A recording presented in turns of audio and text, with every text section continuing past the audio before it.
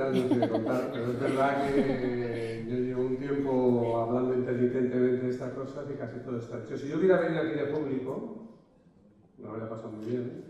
Habría oído cosas que ya conocía, otras que no tanto, y otras que no conocía, pero reforzaban en el mismo sentido las que conocía, y saldría aquí con un par de conclusiones. La primera sería, no solo no hay que ir a la jornada continua, sino que hay que traer corriendo de la jornada continua a la partida a los centros que ya la tienen, es decir, dar la vuelta a eso corriendo, porque la última hora de la mañana, todo lo que no sabemos nos dice que es la peor de todas las horas imaginables. Y además, añadiría, y a continuación vamos con la ESO. First we take Manhattan, then we take Berlin, a continuación vamos con la ESO, porque en la ESO es peor todavía. Hemos cogido a los adolescentes, les hemos hecho madrugar mucho más, cuando son justamente los que tendrían que madrugar menos. Entonces, ni se habló ni se discutió, pero somos gente consciente, somos profesionales, y lo primero es la educación, los niños, etc. Y total, salir un ratito más tarde no nos va a afectar. Así que vamos a por la ESO. Y quizá la tercera sería, vamos a por la formación del profesorado, o vamos a por el profesorado, porque ¿cómo puede ser que gente tan ilustrada, tan dedicada, etcétera, esté diciendo masivamente estas cosas contra toda evidencia? Y un poquito de esto es de lo que quiero hablar. Yo no soy ni cronobiólogo, ni cronopsicólogo, ni crononada. Yo toqué con esto porque me dedicaba al sistema educativo y porque es un aspecto más de la organización escolar y sobre todo porque me sorprendió. Y yo oigo mucho y quisiera sugerir que se olvide, que se deje de esa cosa de que es legítimo. ¿De qué es lo legítimo? Ya, es que es la hora, es legítimo, pero no es legítimo. No es legítimo. Una cosa es que sea explicable y comprensible.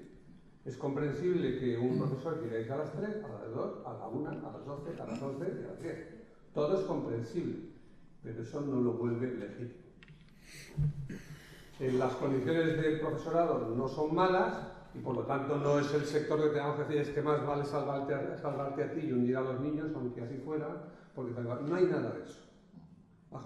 Las condiciones son muy razonables, mucha gente dice lo contrario, pero como en todo solo hay que ir a los datos. Las condiciones de trabajo son buenas, los salarios son buenos, la carrera es buena, todo es bueno, tiene sus riesgos, da disgustos, ya lo sabemos, el padre es mucho más difícil, como decía Tony Blair, pero no es legítimo. No es legítimo. Y aunque lo fuera, da igual. Hemos venido a hablar de educación, no hemos venido a hablar de empleo, ¿no? Pero España es diferente. Rafa ha citado el ejemplo alemán. Bueno, el ejemplo alemán es el ejemplo de Alemania. Es todos los países del mundo que discuten sobre el tiempo, todos sin excepción, y son muchos, solo discuten cómo ampliarlo. No hay otra discusión. En Estados Unidos, en el Reino Unido, en Alemania, en Francia, en toda Latinoamérica, no hay otra discusión. ¿Cómo ampliarlo? ¿Tienen razón? No he dicho eso.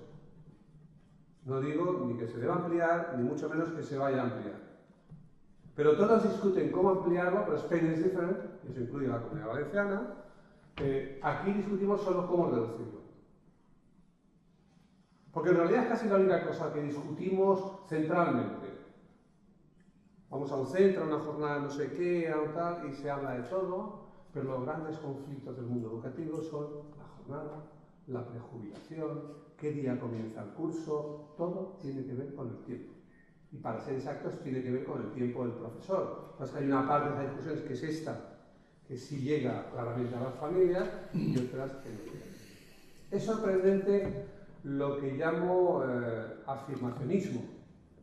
Se llama negacionismo al hecho de que toda la historia dice que hubo el holocausto, pero hay algunos que dicen que no. Toda la ciencia dice que hay calentamiento climático provocado por el hombre, pero hay algunos que dicen que no. Pero cuando digo algunos científicos. Historiadores que escriben libros, científicos que hacen experimentos, son muy poquitos, se les mira raro y tal, pero están ahí, hacen su trabajo. En el mundo educativo se afirman y se afirman y se afirman cosas, esta es solo una de ellas, son nada más espectaculares, por lo menos en primavera siempre, ¿no? Que cuando se discute, pero sin nadie detrás. No encontrarán ustedes un solo estudio científico detrás, ni bueno ni malo, y ya es raro, Porque la ciencia, contra lo que se piensa, no es algo unánime ni exacto. Algunas cosas son exactas, pero otras no, y normalmente suele haber quien contradice algo. Y a veces esos que contradicen pasan de ser una pequeña minoría a ser una gran mayoría y en un cambio de paradigma. O sea, aquí no hay nada de eso. Y sin embargo, hay una enorme unanimidad del profesorado, por lo menos del profesorado que habla, luego está el que no habla, en torno a eso. Ese es otro problema preocupante.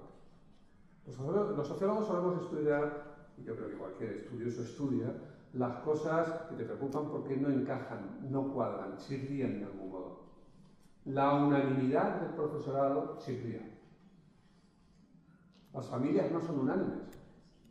Y podemos explicar por qué. Unas piensan una cosa, piensan otra, creen una cosa, creen otra. Los profesores también piensan distinto, pero no hablan distinto, insisto. Que son dos cosas diferentes.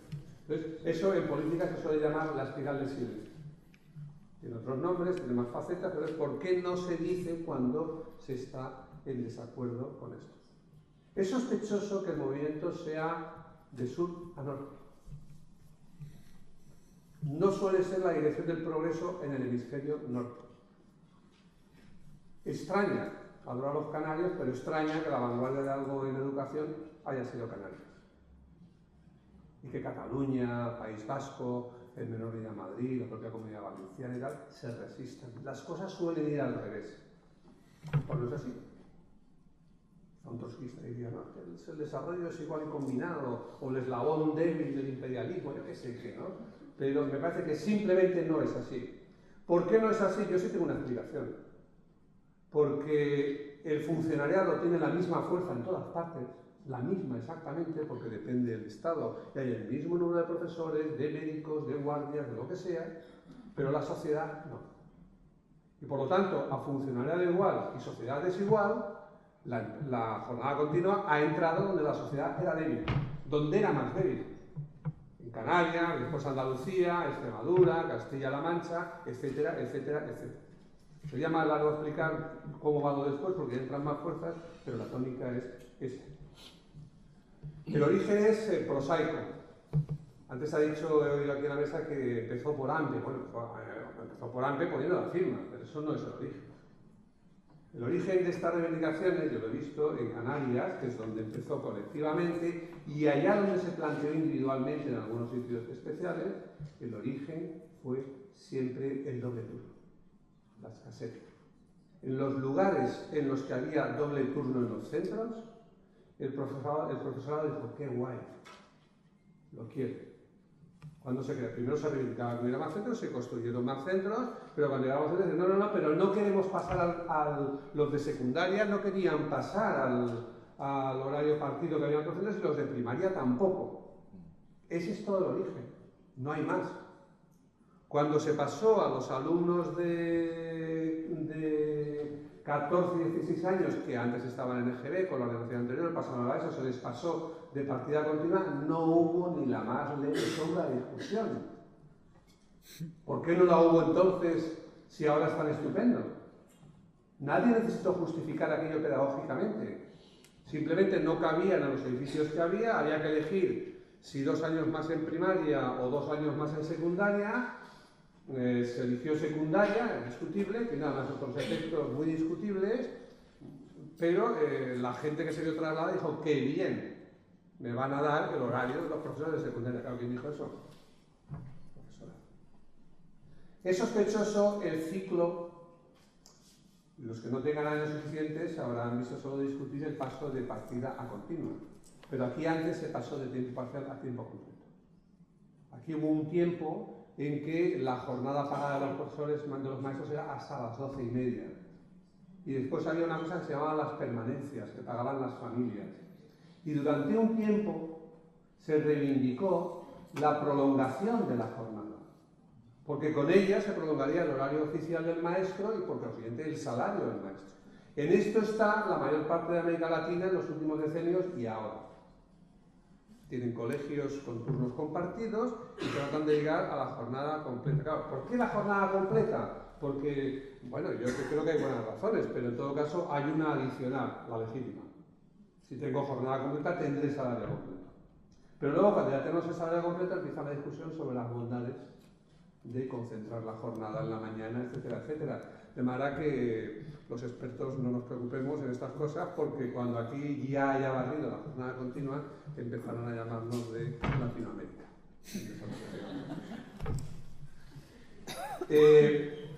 Es sospechoso que no se investigue.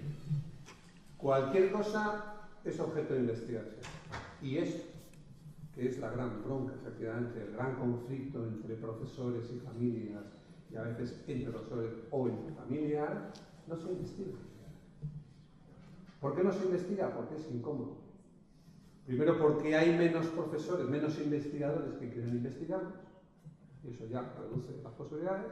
Luego, porque hay menos universidades, menos agencias que quieran financiarlos. ¿Querría la Comunidad Valenciana propiciar una investigación y financiar una investigación que podría estallarle en las manos? Miren, la respuesta es no. No está entre sus prioridades. Sin embargo, yo creo que en gran medida estamos en un debate un poquito periclitado y viejudo. Yo creo que la cuestión del tiempo va un poco por... Con que va por otro lado, no quiero decir que no tengamos que hablar de esto. Yo creo que hay tres niveles. Uno, cómo organizar el tiempo. Dos, cómo elegir la jornada, cómo determinar la jornada para la familia. Y tres, si hay que votar entre jornada continua y partida, ¿qué hacer? El tercero ya se lo respondí muchas veces, me he olvidado hacerlo ahora, pero lo voy a hacer por si no está claro. Entre jornada continua y partida, partida. Sin lugar a dudas. Porque en general es mejor o menos mala. Y sobre todo porque no daña a los más vulnerables. Muchos de los que estamos aquí somos de familias, hemos tenido hijos que podrían beneficiarse de la continua. Podrían beneficiarse de escapar antes de esa escuela. Pero ellos, no todos. Los más vulnerables son los que van a sufrir peor las consecuencias del partido, que ya están sufriendo, ya han sufrido, y lo que sabemos es que las sufren. Por lo tanto, si la única opción es partida para todos o continua para todos, partida para todos. Aunque solo sea por un poquito de decencia social. Y los primeros defensores de esto deberían ser los profesores, por delante de las familias, que no están obligadas a saber nada. A los profesores tampoco se les puede exigir que sean investigadores de cronotal o cronocual, pero hombre, que se informen sí. Pero el problema del tiempo es más complejo, tiene más dimensiones. ¿Por qué tenemos el tiempo que tenemos? Hubo un tiempo, para la redundancia, un momento histórico en el cual hubo algo que se llamó enseñanza simultánea.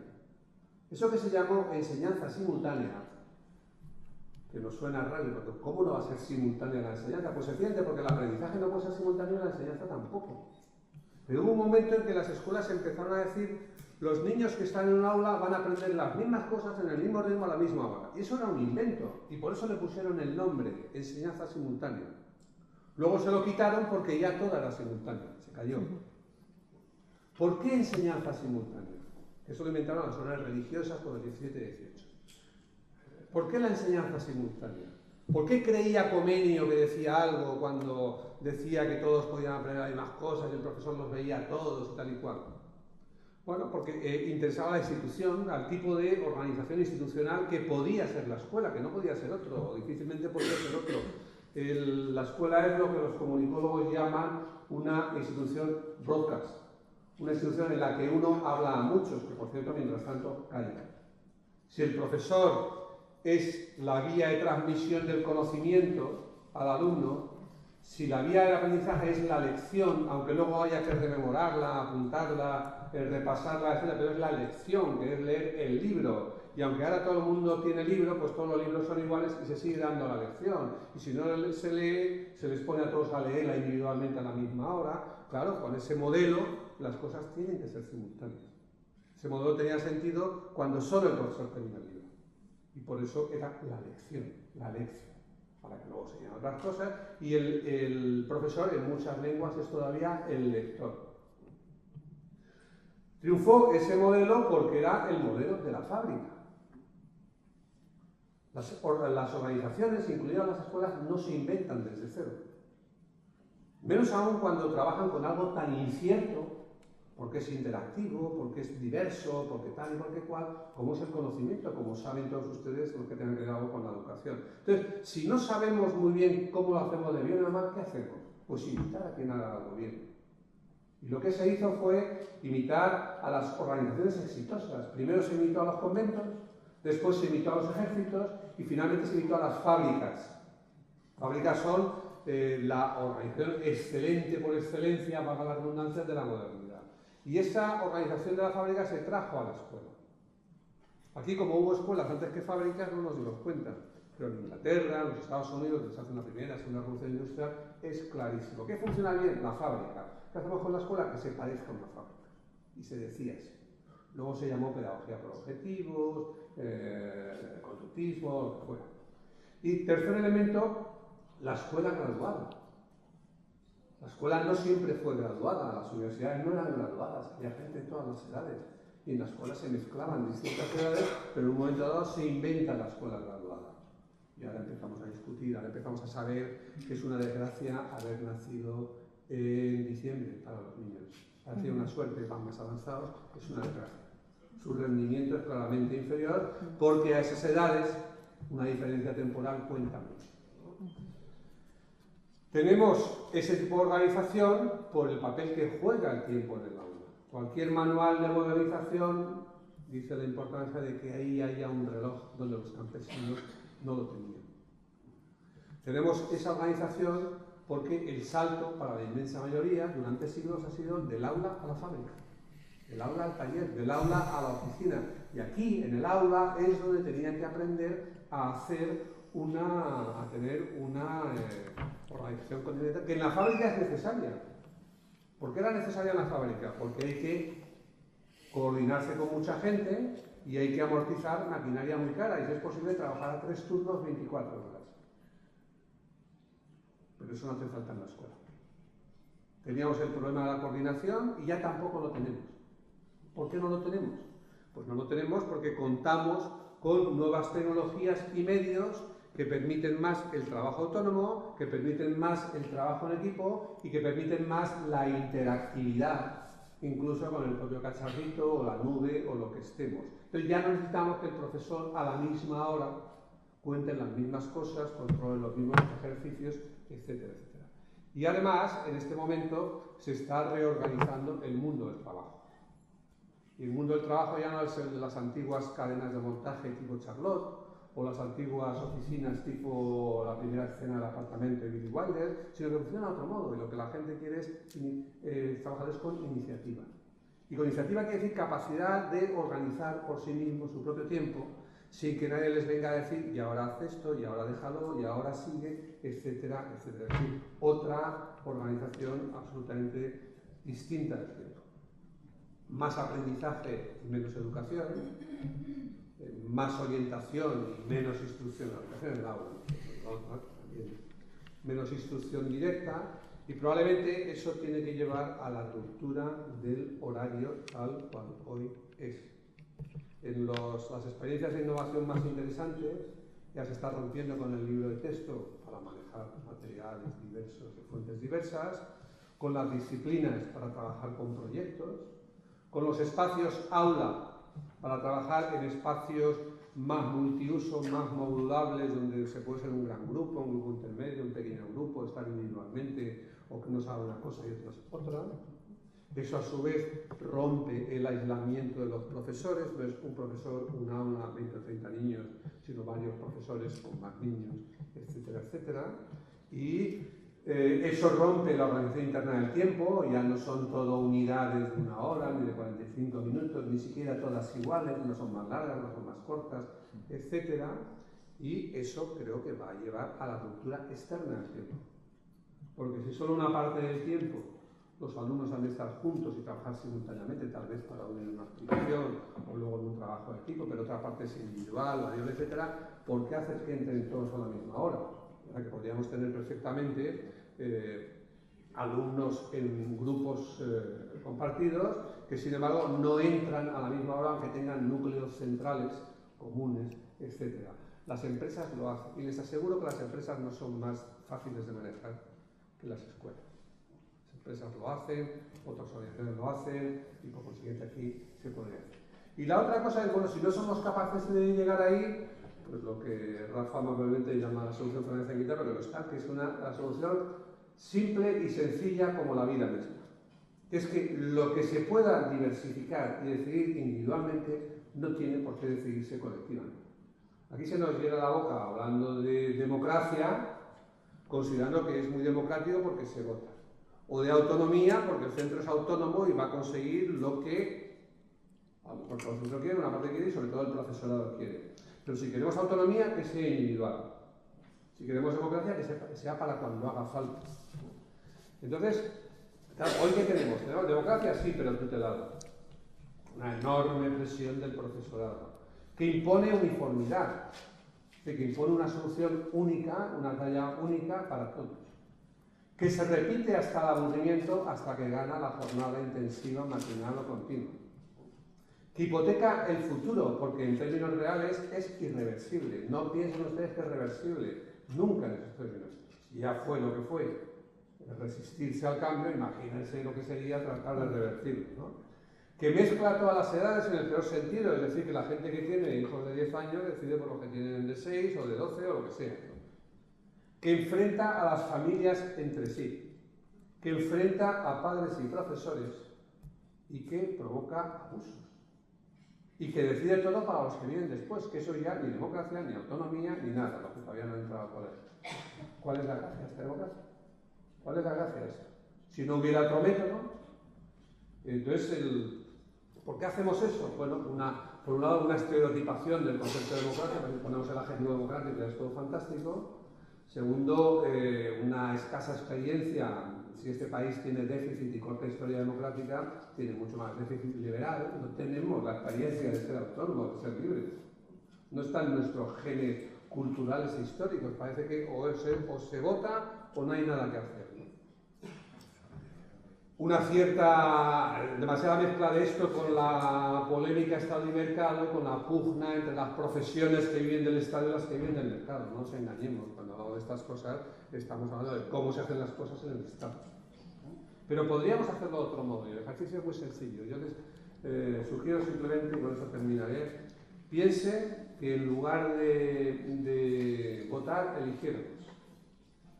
Piensen que llegan 25 familias, 25 niños con sus respectivas familias, a un CRA, una escuelita rural, solo hay un grupo, y en lugar de votar, eligen. En lugar de votar, en una papeleta, lo que hacen es presentar un sobre de matrícula, dicen quiero mañana, quiero tarde. ¿Qué pasaría? Pues no pasaría nada, exactamente lo mismo que si votan. Exactamente lo mismo. Solo que no tendrían que convencerse unos a otros, ¿vale? Pero imaginen que hay dos grupos, que es lo que en todas partes hay. ¿Cuánta gente conseguiría lo que quiere y cuánta gente no lo conseguiría? Voy a hacer el cálculo de los que no lo conseguirían. ¿Cuánta gente saldría escaldada? Frustrada. ¿Cuánta gente quiere una jornada, me da igual cual sea, y no la va a conseguir? En el CRA podría ser la mitad, o la mitad menos uno. Da igual que se elija o se vote. En el centro de dos grupos ya no es la mitad, es la mitad de la mitad. Si son grupos de 25, solo si la minoría fuera de 12 o menos personas, no podría conseguir lo que quiere. Si es de 13, ya conseguiría dar el vuelco a un grupo. Si hay 25 que quieren la continua y otros 12 que también la quieren, pero 13 que no la quieren, pues hay un grupo de continua y uno de partida. Pero imaginen que no tenemos un centro de dos líneas, sino que tenemos dos centros de dos líneas. Uno 100 metros para allá y otro 300 para allá. Es como vive las condiciones en que vive mucha gente. O centros concertados que tienen 4 líneas. Entonces ya los frustrados no serían la mitad de la mitad, sino la mitad, el 12,5%. Pues imaginen que viene una de esa ciudad y no hay 3 centros, sino 4 al alcance. Yo he vivido con 4 centros al alcance, sin ningún problema. Todos ellos accesibles. Entonces la mitad de la mitad era el 3%. En realidad ni eso. Porque como no pasa nada, porque transfiramos a algún alumno del curso y como sobran plazas en la pública, pues movemos a ese 3% al grupo y horario que había pedido y se acabó el problema. Ventajas de esto. Primero, atendemos a la diversidad. Es un poquito cruel que nos pasemos la vida hablando de diversidad, qué bonita es la diversidad, la personalización, el no sé qué y no sé cuánto, y luego en lo que es más sencillo somos rígidos y burocráticos. No hay conflicto entre padres. Yo no tengo que convencer a ningún padre de que el horario bueno es el que yo creo que es bueno. Yo simplemente elijo el mío y se acabó. Y sabe lo que salga. No hay conflicto con profesores. No, bueno, porque ellos nos dicen, aunque sean padres y tengan un niño, entonces sí, también hacen una matrícula con los demás. No se imponen unos grupos de edad a otros. No se condiciona a las cohortes futuras. El que venga el año que viene, pues elegirá para otros grupos. Y ya está. Es más, no solo podríamos elegirlo al entrar en un centro, sino, por ejemplo, al comienzo de cada etapa. Es revisable. Imaginen que es al comienzo de cada etapa y yo elegí la jornada A cuando entré en el colegio y me he dado cuenta de que no era tan buena para mi hija, y cuando llegan 2 años más tarde, elijo la B. Ya está, rectifico. O no es revisable, pero, o sea, no me he equivocado, pero simplemente pienso que lo que le viene bien a una edad no le viene bien a otra. O tengo 2 hijos. Y he pensado, y se me ocurren muchas formas de pensarlo, que la jornada que es buena para uno es mala para el otro y viceversa, por lo que sea, por sus características, por su edad. No tengo por qué elegir como Sofía, a cuál, como la maldición de Sofía, qué niño sacrifico, ¿no? Los mejores jueces de esto son siempre los padres. No porque sepan cronotal o cronocual, sino porque lo ven. Ven cómo llegan los hijos, etc. Y la última ventaja de esto, nada desdeñable. Preservaría el prestigio del profesorado. No le permitiría meterse en este fregado. No le veríamos defendiendo la legítima o no tan legítima reivindicación laboral disfrazada de pedagógica. No los veríamos diciendo que la ciencia demuestra donde la ciencia no demuestra nada, demuestra lo contrario. No los veríamos enfadados con los padres, etc. Muchas gracias.